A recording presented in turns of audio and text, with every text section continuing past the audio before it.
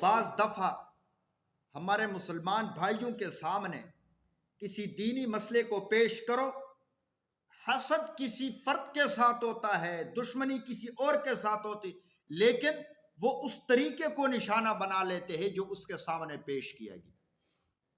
سنتے نہیں ہو، کسی کو داڑھی کی دعوت دو کہ بھائی جان یہ داڑھی رکھو، فلاں نے داڑھی رکھا ہوا ہے، کیا فائدہ، دھوکے باز ہے، لوگوں کو ٹھگتا ہے۔ قرآن کی تلاوت کیا کرو، فلاں بہت زیادہ تلاوت کیا کرتا ہے، کیا فائدہ، نعوذ باللہ من ذالک۔ بھائی اس کی ذات کے ساتھ حسد ہے۔ یہ دین شاعر اسلام کو بیچ میں لانے کی کیا ضرورت؟ پھر اس پہ عمل کیوں نہیں کر رہا؟ اس کے حسد کی وجہ سے، اس کے ساتھ دشمنی کی وجہ سے۔ حالانکہ اسی طرح نیک اعمال دیکھ کر وہ اعمال کرنے کی تمنا کرنا چاہیے کہ اگرچہ میرا دشمن ہے، میرے اس کے ساتھ نہیں لگتی، نہیں بنتی، لیکن وہ اچھے اعمال کر رہا ہے تو تمنا کرنا چاہیے کاش میں بھی اسی طرح ہوتا۔ حدیث پاک میں آتا ہے،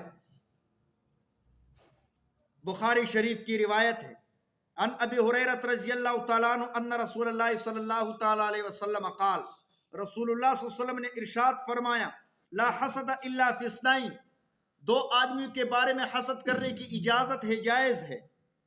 رجل علمہ اللہ القرآن، ایک وہ آدمی جسے اللہ رب العزت نے قرآن کریم کا علم سکھایا ہو، جسے قرآن کریم کی دولت اللہ تعالیٰ نے عطا فرمائی ہو، اور وہ تلاوت کرتا ہو قرآن کریم کی آنا اللیل، رات کو، و آنا النہار، اور دن کو پڑھتا رہتا ہو۔ فسمعہ جار لہ، اس کا کوئی پڑوسی سن لیتا ہے، فقال، وہ پڑوسی کہہ دیتا ہے حسرت کے ساتھ، تمنا کر لیتا ہے کیا، لیتنی اوتیت مثل ما اوتی فلان، کاش مجھے بھی اس طرح قرآن سکھایا جاتا جس طرح فلاں کو سکھایا گیا ہے۔ فعملت مثل ما یعمل بہ، میں اس کی طرح عمل کرتا جس طرح وہ کرتا ہے، یعنی پڑھتا اور اس پہ عمل کرتا۔ اور آگے حضور نے فرمایا، ورجل آتاہ اللہ مالا، دوسرا آدمی وہ ہے جسے اللہ رب العزت نے مال و دولت سے نوازا ہے، یہلکہ فی الحق، اللہ کے راستے میں مال کو خرچ کرتا رہتا ہے۔ فقال رجل، دوسرا آدمی دیکھ کر کہہ دیتا ہے، لیتنی اوتیت مثل ما اوتی فلان، کاش فلاں کی طرح مجھے بھی اتنا مال میسر ہوتا جس طرح فلاں کو دیا گیا ہے۔ فعملت مثل ما یعمل، میں بھی اس کی طرح خرچ کرتا۔ مسلمان کو تو یوں تمنا کرنا چاہیے، اس طرح اظہار کرنا چاہیے۔ حسد کی وجہ سے نیک عمل چھوڑ دینا کہ فلاں اس طرح کرتے ہیں کیا فائدہ، فلاں یہ اعمال کرتا ہے کیا فائدہ، جھوٹ بھی بولتا ہے، لوگوں کو دھوکہ بھی دیتا ہے۔ حضور علیہ الصلوۃ والسلام کی محبت کہ ہم صرف دعوے دار ہیں، صرف زبانی طور پر کہتے ہیں کہ ہم حضور علیہ الصلوۃ والسلام کے ساتھ محبت کرتے ہیں۔ یاد رکھو، حضور علیہ الصلوۃ والسلام کی محبت ایمان کے لیے ضروری ہے۔ حضور علیہ الصلوۃ والسلام کی محبت دنیا میں بھی کامیابی کا ذریعہ ہے اور آخرت میں بھی کامیابی کا ذریعہ ہے۔ اور حضور علیہ الصلوۃ والسلام کی محبت کی بنیاد اطاعت رسول پر ہے، فرما برداری پر ہے۔ محبت ہو ہی نہیں سکتی جب تک فرما برداری نہ ہو، جب تک مکمل اطاعت نہ ہو، سارے حکموں پہ جب تک عمل نہ کیا جائے، محبت ہو ہی نہیں سکتی اس وقت۔ ایک روایت میں آتا ہے، حضور علیہ الصلوۃ والسلام کے ایک صحابی، انہوں نے محبت سکھا دیا امت کو۔ حقیقت یہ ہے صحابہ کرام ایسی محبت کیا کرتے تھے۔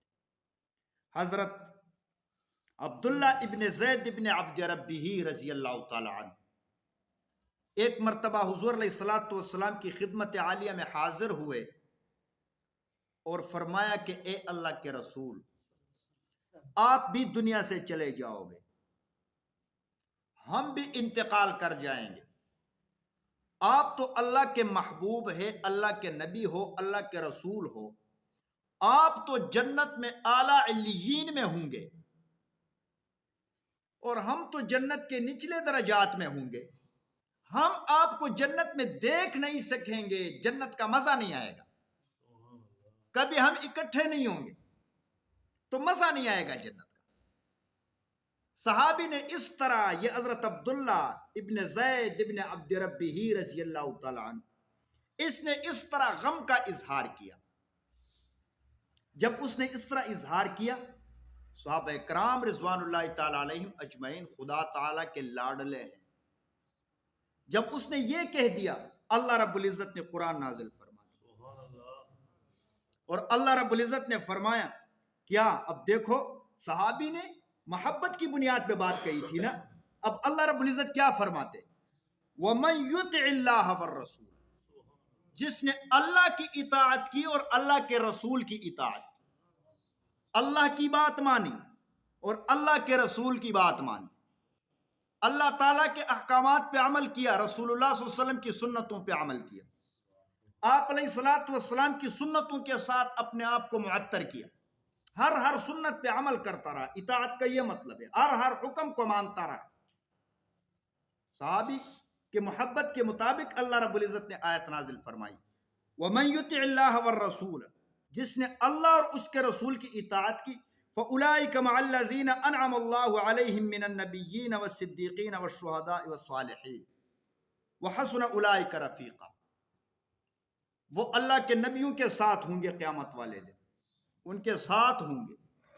حضور علیہ السلام کے طریقے کو اپنایا، اس پہ عمل کیا، احکامات کو مان لا، محبت کے تقاضوں کو پورا کیا، جنت میں حضور کے ساتھ ہوگا، من النبیین والصدیقین، صدیقین کے ساتھ ہوگا، شہداء کے ساتھ، نیک لوگوں کے ساتھ ہوگا۔ تو حضور علیہ الصلوۃ والسلام کی محبت کا تقاضا یہ ہے کہ ہم پورے دین پہ عمل کریں، دین میں کسی دوسری چیز کو داخل نہ کریں، جس طرح منافقین کیا کرتے۔ ہم اس وجہ سے وہاں جاتے ہیں کیونکہ پھر بھی آخر جانا چاہیے، میل ملاپ ہونا چاہیے، اس طرح نہیں کرنا چاہیے۔ صرف اور صرف حضور علیہ الصلوۃ والسلام کے لائے ہوئے طریقوں کو اپنانا، یہی اسلام ہو۔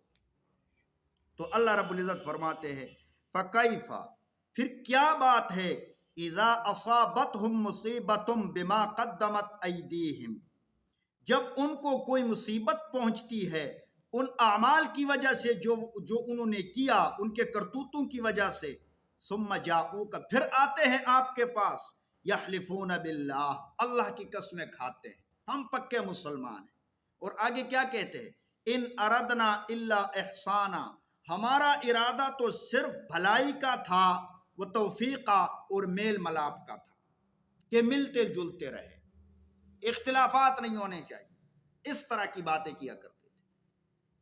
تو شریعت مطہرہ میں چنانچہ چونکہ اس طرح کی باتیں نہیں چلتی۔